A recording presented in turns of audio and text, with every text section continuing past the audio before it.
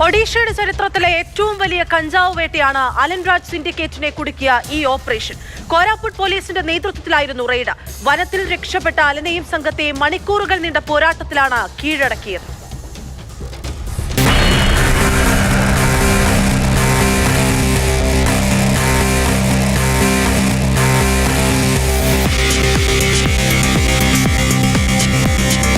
ആന്ധ്ര മേഖലയിൽ നിന്ന് പരജപടപാത വനമേഖലയിലേക്ക് കഞ്ചാവ് സിൻഡിക്കേറ്റ് താവളം മാറിയെന്ന വിവരം ലഭിച്ചതു മുതൽ ഒഡീഷ പോലീസ് ജാഗ്രതയിലായി. ആദിവാസികളിൽ നിന്ന് ലഭിച്ച രഹസ്യവിവരങ്ങളുടെ അടിസ്ഥാനത്തിൽ പദ്ധതി ആസൂത്രണം ചെയ്തു. ഘോരവനത്തിനുള്ളിൽ ജലാശയത്തിന് നടുവിലെ ദ്വീപിലാണ് അലൻ സിൻഡിക്കേറ്റ് ഹെറോയിൻ നിർമ്മാണ ലാബ് ആരംഭിച്ചത്. ബോട്ടുകളിൽ ദ്വീപിന്റെ പല ഭാഗങ്ങൾ പോലീസ് വളഞ്ഞു. ഓപ്പറേഷൻ മനസ്സിലാക്കിയ അലനും സംഘവും വനത്തിലേക്ക് കടന്നു. സിൻഡിക്കേറ്റിന്റെ ക്യാമ്പിലെത്തിയ പോലീസ് അവിടുത്തെ സജ്ജീകരണം കണ്ട് ഞെട്ടി.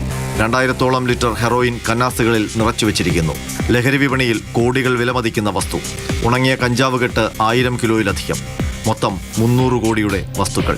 28 kV ഹോണ്ട ജനറേറ്ററാണ് ലാബിന്റെ പ്രവർത്തനത്തിനായി ഉപയോഗിച്ചത്. ഇൻഡക്ഷൻ കുക്കറും പ്രഷർ കുക്കറും ഉപയോഗിച്ചായിരുന്നു ഹെറോയിൻ കഞ്ചാവിൽ നിന്ന് വാറ്റിയെടുക്കുന്നത്. അവിടെ നിന്ന് അലന്റെ സഹായി ഒഡീഷ സ്വദേശി ലക്ഷ്മൺ ഖിലയെ പിടികൂടി. തുടർന്ന് വനത്തിൽ 30 മണിക്കൂർ നീണ്ട തിരച്ചിലിനും ഏറ്റുമുട്ടലിനും ശേഷം അലൻ രാജും സംഘവും കുടുങ്ങി. അലന്റെ സഹായികളും തിരുവനന്തപുരം സ്വദേശികളുമായ കിരൺ, ആനന്ദ്രാജ്, ബിത്തു എന്നിവരും ഒഡീഷ സ്വദേശി സാധു പങ്കുയുമാണ് പിടിയിലായത്. അലന്റെ വിവരങ്ങൾ തേടി കഴിഞ്ഞ ദിവസം ഒഡീഷ പോലീസ് തിരുവനന്തപുരത്തെത്തിയപ്പോഴാണ് കഞ്ചാവ് രാജാവ് അകത്തായ വിവരം കേരളം അറിയുന്നത്.